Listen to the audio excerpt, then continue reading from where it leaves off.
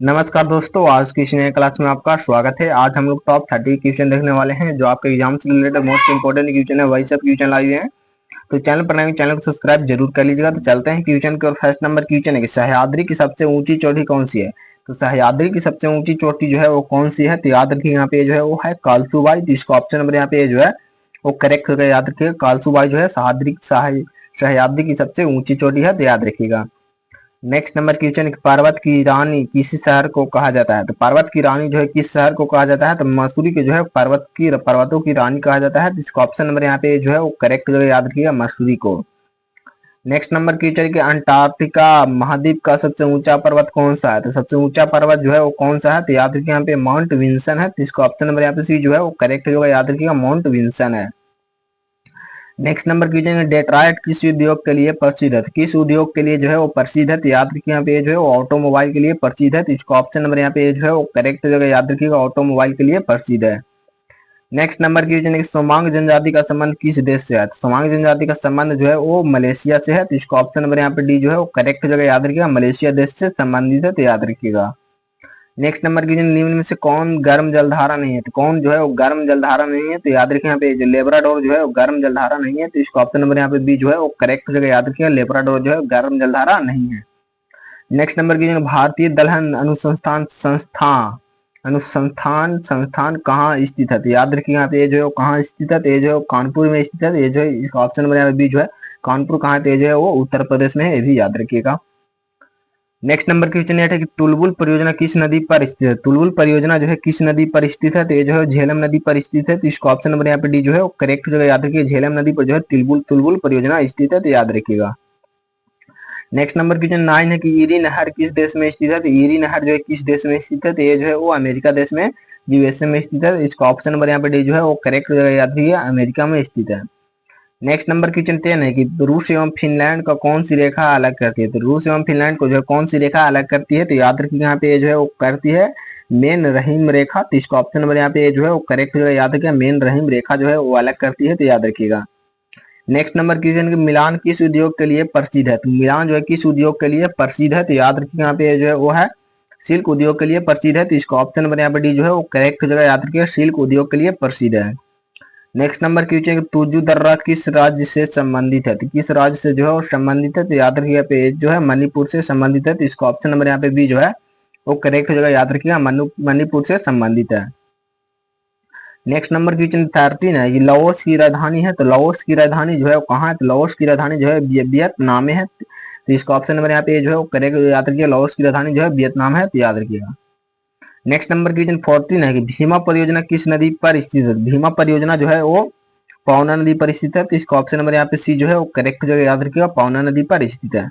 अगर आपको वीडियो पसंद आए तो वीडियो को लाइक और दोस्तों में शेयर जरूर कीजिएगा, चैनल को जो है सब्सक्राइब कर लीजिएगा। चलते हैं क्वेश्चन की ओर। क्वेश्चन है कि भारत के नियंत्रण एवं महालेखा परीक्षण का कार्यकाल कितने वर्षों का होता है। तो कितने वर्षों का होता है, तो याद रखिए यहाँ पे जो है 6 वर्षों का होता है। ऑप्शन नंबर यहाँ पे डी जो है वो करेक्ट जगह, याद रखिएगा, 6 वर्षों का होता है। नेक्स्ट नंबर क्वेश्चन, राज्यसभा में सीटों का आवंटन किस अनुसूची में है। तो किस अनुसूची में है, तो याद रखिए यहाँ पे जो है चौथी अनुसूची में है। तो इसका ऑप्शन नंबर यहाँ पे डी जो है वो करेक्ट जगह, याद रखिएगा, चौथी अनुसूची में है। नेक्स्ट नंबर क्वेश्चन, निम्न में से कौन सा आर्टिकल समान नागरिक संहिता से संबंधित, कौन सा आर्टिकल संबंधित है, तो याद रखिएगा यहाँ पे जो है वो है अनुच्छेद 44। तो इसका ऑप्शन नंबर यहाँ पे सी जो है वो करेक्ट जगह, याद रखिएगा, अनुच्छेद 44 है, तो याद रखिएगा। नेक्स्ट नंबर क्वेश्चन, संविधान के किस भाग में आपात उपबंध का वर्णन है।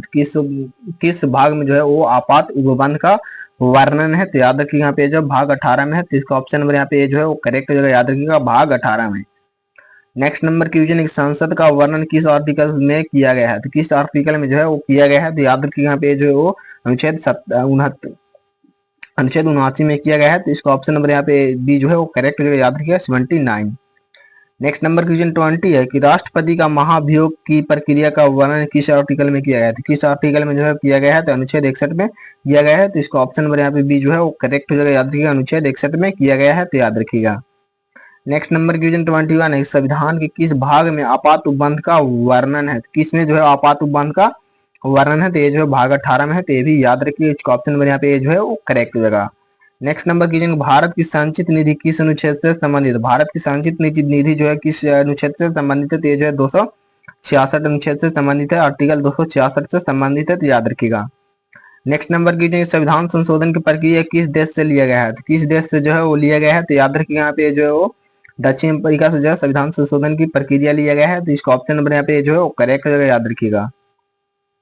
नेक्स्ट नंबर की जो 24 है कि लोकसभा का प्रथम अध्यक्ष थे, तो लोकसभा का प्रथम अध्यक्ष जो है जीवी मवालकर थे, तो इसका ऑप्शन नंबर यहाँ पे डी जो है वो करेक्ट जो याद रखिएगा। जीवी मवालकर जो है लोकसभा के प्रथम अध्यक्ष थे, तो याद रखिएगा। नेक्स्ट नंबर की निम्न में कौन सा संशोधन जीएसटी से संबंधित है, तो कौन सा संशोधन जो है जीएसटी से संबंधित है, तो अनुच्छेद कौन सा संशोधन संशोधन 101 जो है वो संबंधित है, तो इसका ऑप्शन नंबर यहाँ पे बी जो है वो करेक्ट हो जाएगा। नेक्स्ट नंबर क्वेश्चन है, नेक्स्ट नंबर क्वेश्चन राज्यसभा का सदस्य बनने के लिए न्यूनतम आयु कितनी होनी चाहिए, तो न्यूनतम आयु जो है वो कितनी होनी चाहिए, तो याद रखिए यहाँ पे न्यूनतम आयु जो है 30 वर्ष होनी चाहिए, तो इसका ऑप्शन नंबर यहाँ पे सी जो है वो करेक्ट हो जाएगा, याद रखिएगा 30 वर्ष। नेक्स्ट नंबर क्वेश्चन भारतीय संविधान में कितनी अनुसूचियां है, तो भारतीय संविधान में जो है कितनी अनुसूचियां है, तो याद रखिए यहाँ पे जो है वो 12 अनुसूचियां है, तो इसका ऑप्शन नंबर यहाँ पे डी जो है वो करेक्ट हो जाएगा, याद रखिएगा 12 अनुसूचियां है। नेक्स्ट नंबर की सर्वाधिक आयु में भारत के राष्ट्रपति कौन बने थे, तो भारत के राष्ट्रपति जो है कौन बने थे, तो याद रखिए यहाँ पे जो है आर वेंकट रमन बने हैं, तो इसका ऑप्शन नंबर यहाँ पे बी जो है वो करेक्ट हो जाएगा, याद रखिएगा आर वेंकट रमन बने हैं, तो याद रखिएगा। नेक्स्ट नंबर क्वेश्चन 29 है भारत का अटॉर्नी जनरल से कौन सा आर्टिकल संबंधित है, तो कौन सा आर्टिकल जो है वो संबंधित है, तो अनुच्छेद 76 जो है वो संबंधित है, तो इसका ऑप्शन नंबर यहाँ पे जो है वो करेक्ट जो है याद रखिएगा अनुच्छेद 76 संबंधित है, तो याद रखिएगा। नेक्स्ट नंबर क्वेश्चन कौन सा अनुच्छेद उच्च न्यायालय की रीट जारी करने से संबंधित, कौन सा अनुच्छेद जो है उच्च न्यायालय की रीट जारी करने से संबंधित है, तो इसका आंसर कमेंट में जरूर बताइएगा। इसका आंसर जो है ऑप्शन नंबर डी हो जाएगा 226, तो याद रखिएगा। वीडियो पसंद है वीडियो को लाइक एंड दोस्तों में शेयर जरूर कीजिएगा। आपका स्कोर जो 60 में कितना कमेंट में जरूर बताइएगा। तो मिलते हैं अगले क्लास में, तब तक के लिए जय हिंद जय भारत।